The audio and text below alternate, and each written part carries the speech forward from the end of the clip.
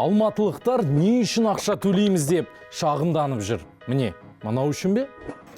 Едет вторая машина, идет женщина с коляской. Куда кому деваться? Где обочины почищенные? Алматылықтар бұл ақпаратты Ньюскорға жіберген. Коммуналдық қызмет өкілдері тек көлік жүретін аумақты ғана тазалаған. Жаяу жүргіншілер жолын сол күйі қалдырып кеткен. Жай ғана ол жақта әкім жүрмейді ғой. Коммуналдық қызметкерлер не көлік сатып ал, не боты сатып ал деп айтып жатқан секілді. Ал орталықтағы емхана қызметкерлері қар тазалаушылардың келуін күтпеуді жөн көрді. Некому чистить снег, и чистят медсестры. Енді дәрігерлердің анты өзгерді. Мен ауланы тап-тұйнақтай етіп тазалауға ант етемін.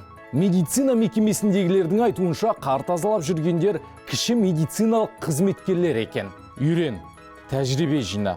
Сонда қар тазалағанның орнына укол саласың. Негізі